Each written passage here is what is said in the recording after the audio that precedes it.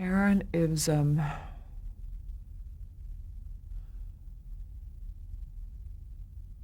he, well, he's obviously just one of the most talented writers, and he's got music in his, I mean, he writes, it's like music for him. I mean, he listens behind the monitors, and you could tell, you can hear when a word isn't said the right way or something doesn't go the right. I mean, everything is just so thought out. He's so meticulous, and um, every word is there for a reason. So when we were filming, if you didn't say an and where there was an and, you'd have to stop and go back and do it the right way, because there was a rhythm to his writing. And he's an amazing writer, and he's amazing at being able to write about emotional things without getting too sentimental. You can just throw them away enough that they mean more. He's really great at that, and he's very charming man, very handsome. I think he's incredibly handsome and sexy and charming, and he's very generous, and he's I don't know, he's all those. He's just and he was just, it took so much out of him to write. He just struggled he'd come down and be like, I don't know what I'm going to write about.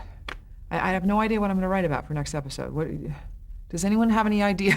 Like, he'd come down and be like, he was so open about it. Like, I'm stuck. I have no idea what I'm writing. None. It's kind of like how I am with my acting. I love to do, I mean, not to compare myself with Aaron, but to say, I like to have a acting by committee. Like, what do you think I should do in this moment? Do you think I should be, I don't know, he's very vulnerable, I think.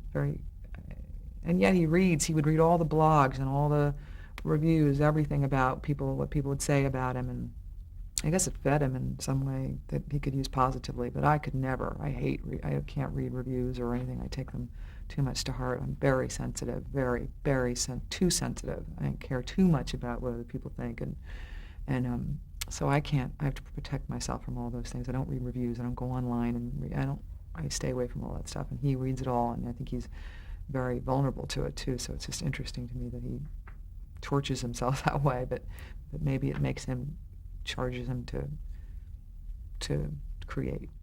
He was there every day. He'd get a call, we're rehearsing scene, da-da-da-da. He'd come down in his golf cart, be there for rehearsal to make sure it was all the way he wanted it to be. He'd go back while they were lighting, and then we were about to film scene 12, and he'd come down to watch the filming. He was very much a part of it. He was down there all the time and overseeing everything. And it used to be, sometimes I get excited when he was on the set because I felt like I knew I had a great scene and I was going to impress him and make him happy. And then sometimes I realized that I didn't make him happy, and I was like, oh God, it was awful to know that you disappointed him in the scene because you wanted so much to make him happy. But he was totally hands-on, always there, always there. Tommy is my hero. I really adore him. He's just I always thought of him as Aaron's interpreter or conductor. Sometimes Aaron is sort of, sometimes he'd say things that I wouldn't understand, and I'd go, Tommy, what does he mean by that? Tommy'd be like, just, you're doing it, just, you're fine, don't worry about it, whatever. He would, Tommy's got a great eye. I trust him implicitly. He's really good at, even though I'd always want to go into, if I had a scene, I'd be like, I think, I'd do a take where I was crying and I thought that was beautiful, and he'd be like, no, the take after that was the best when you weren't so emotional, or he just, and he was a great fan of mine too, so it's always nice to have someone who loves your work, and Tommy, loves my work as an actress, and I love him. We have a mutual admiration society, so I'm always happy when I'm around him when he's on the set. He's a great director, I think, and he's incredibly smart and knows what he wants, and it's fun to be around people who are very competent. It was devastating for all of us. It was awful. I was like, no, don't go. Why would you go? It was terrible. I hated it. We were all terrified. I think everybody was nervous, and poor John Wells, who's amazing and did an incredible job taking over, had this huge, huge shoes to fill, and also to not, it was an interesting time in the show because he felt that it was a time when things needed to change a bit, but when you have that much of a shift in control, the creative control, you kind of want to try to keep things as still as possible so you can sort of sneak in there and then kind of, and he ended up doing a great job, but it was very hard because none of us it was hard to trust, is this what CJ would do? Would Aaron have written that? I don't know. Is that, we started doubting whether or not we knew really who our characters were with Aaron not there. But I have to say that he is, John Wells, he's a wonderful man and also knows what he's doing, kind of.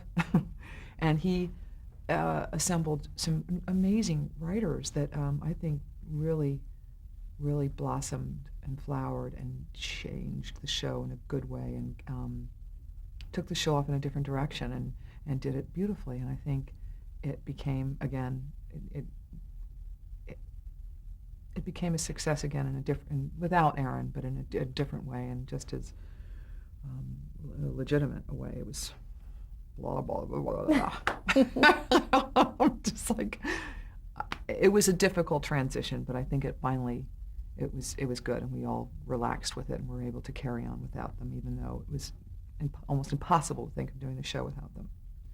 We had to, and we did.